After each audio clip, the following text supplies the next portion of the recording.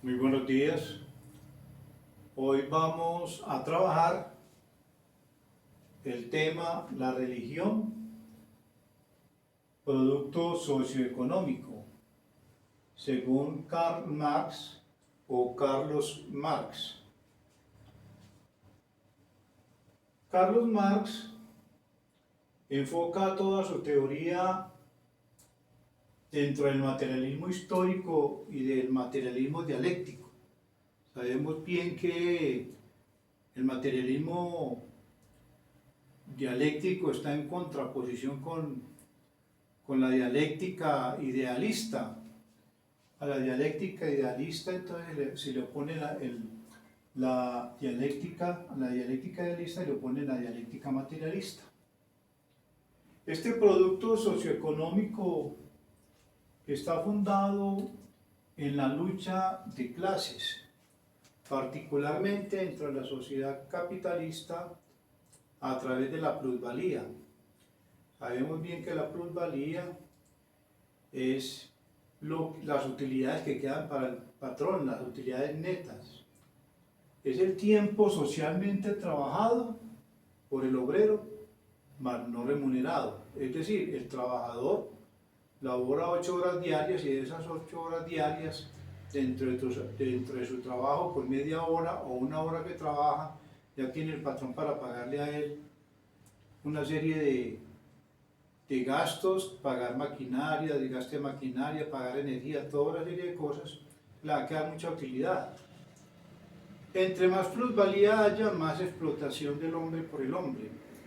En todo trabajo y en toda sociedad, lógicamente que hay plusvalía, pero si es exageradamente plusvalía, entonces también será exageradamente explotación laboral.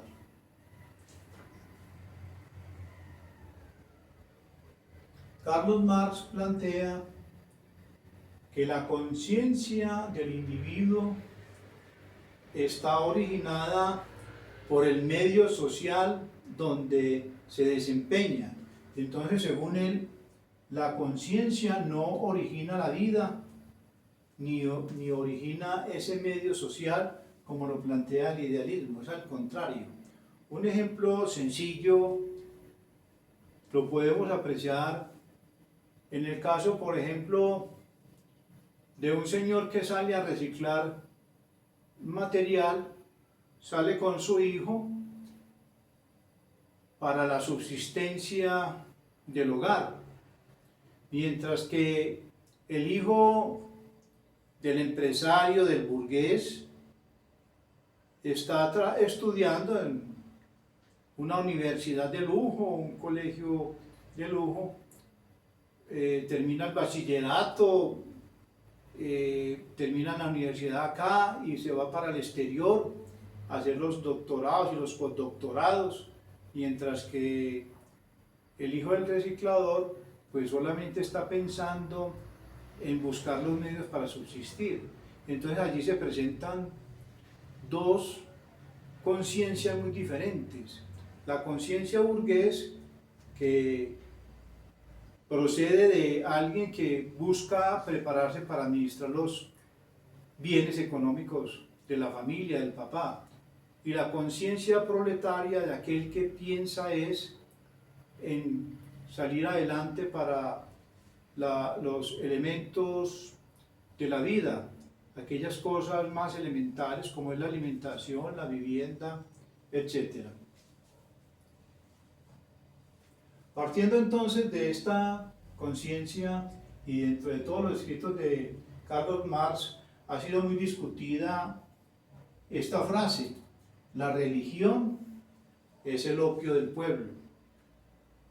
Muchos dicen, bueno, el opio también se puede utilizar para la medicina, como una forma de anestesia.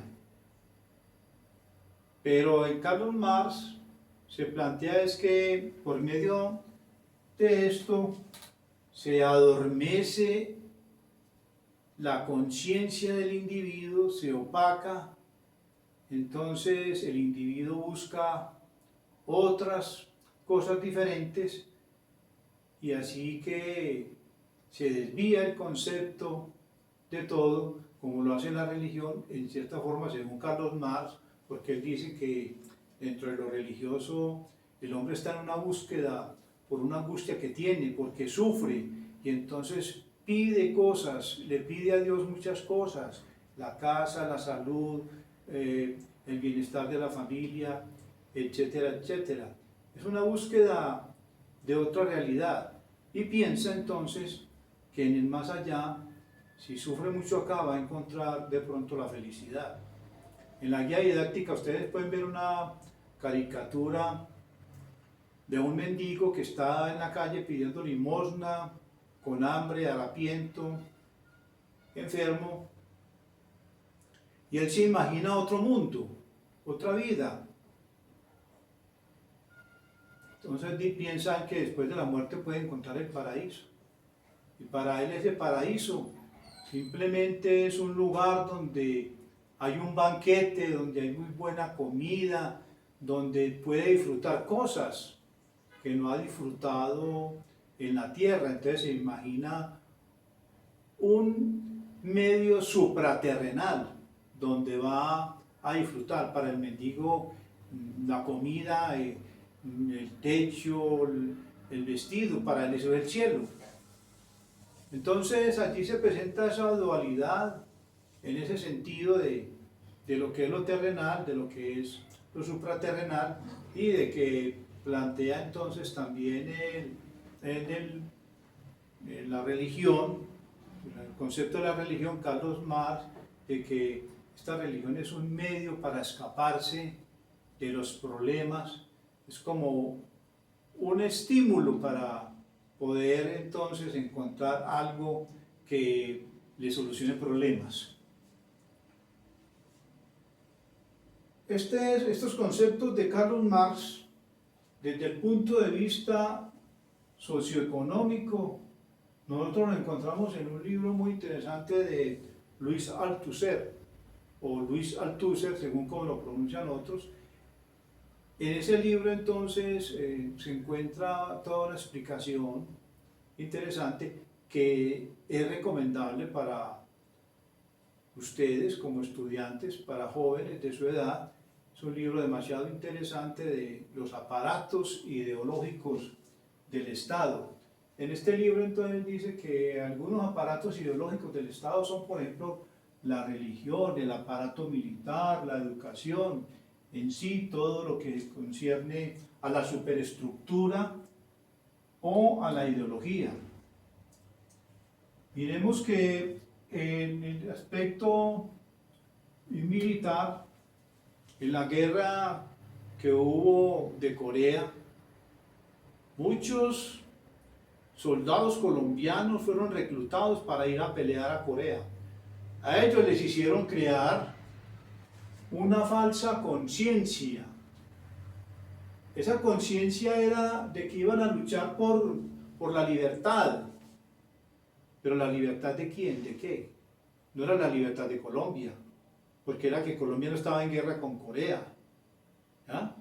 Entonces iba a apoyar todo un ejército diferente que estaba en este momento siendo el ejército de los países latinoamericanos, de Latinoamérica, entre ellos Colombia, eran reclutados por los mismos Estados Unidos para apoyar sus intereses. Entonces salían en las páginas de los principales diarios, en las primeras páginas salían títulos como este: los pilotos colombianos, los más valientes en la guerra de Corea. Claro, los ponían a ellos al frente de la batalla y eran los primeros que morían.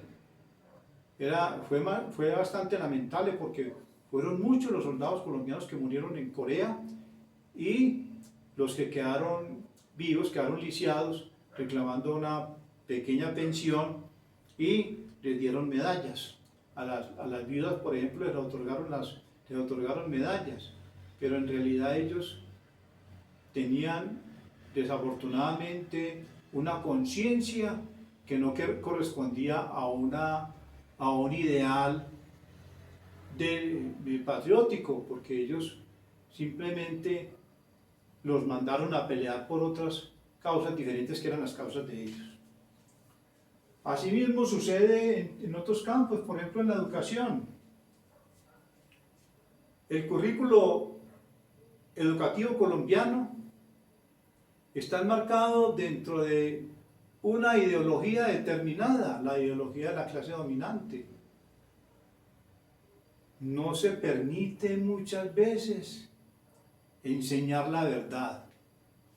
Se está prohibiendo ya la libre cátedra. Entonces cuando se toma un tema que en cierta forma contradice a esos ideales del Estado, entonces dicen que ese profesor es subversivo o que está haciendo proselitismo político.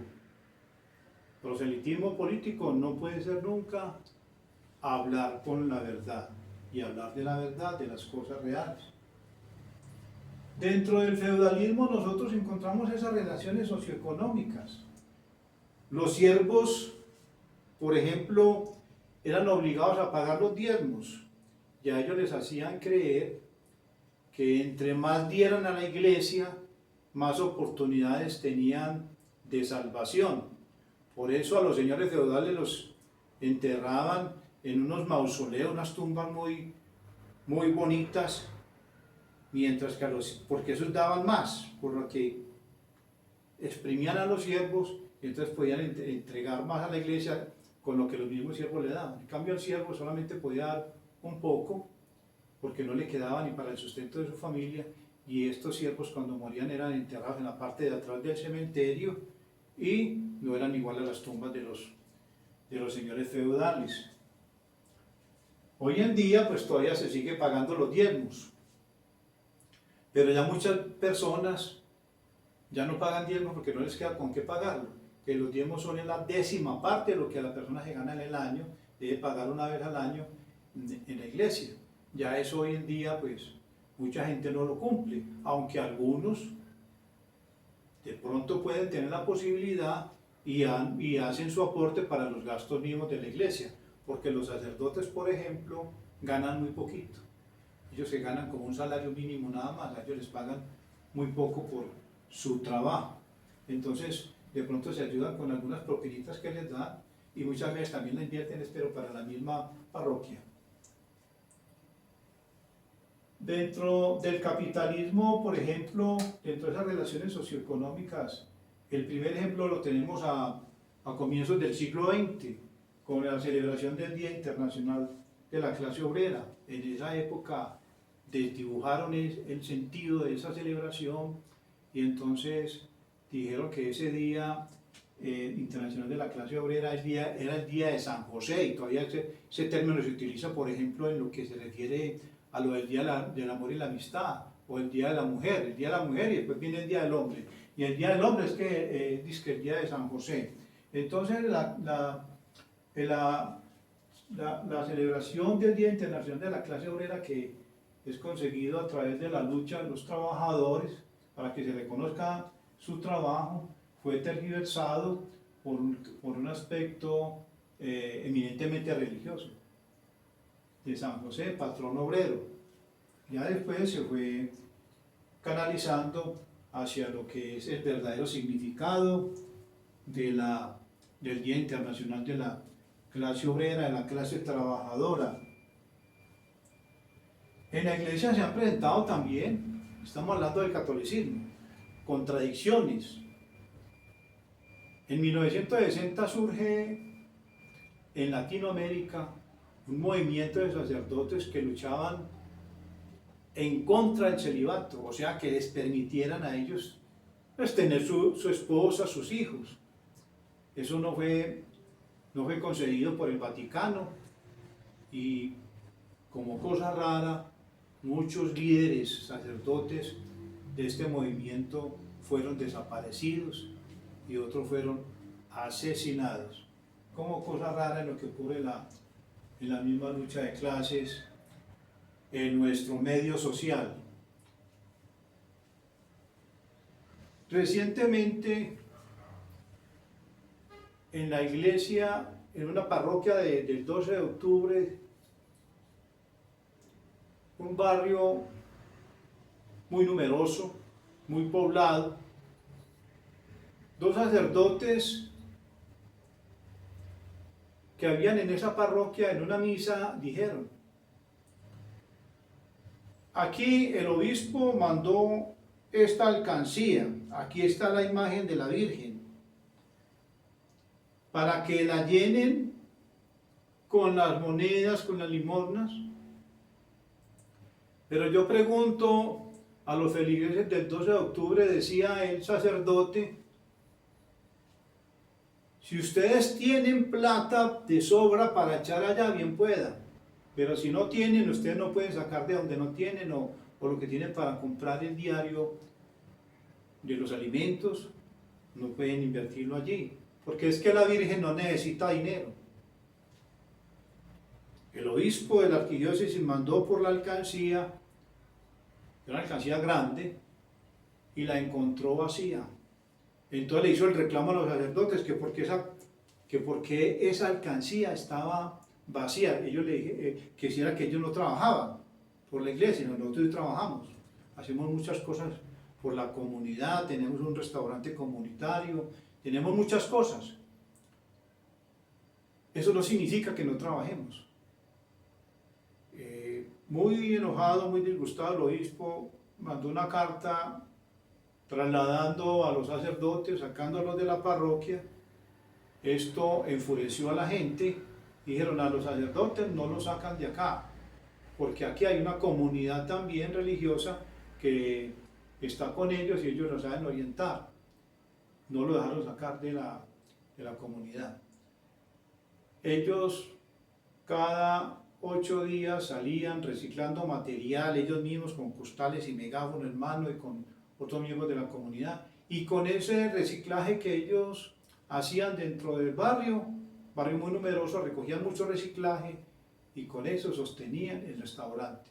Porque ellos planteaban que ninguna persona, porque todos tenemos dignidad, todos tenemos derecho como mínimo al alimento, ninguno se iba a quedar sin comer.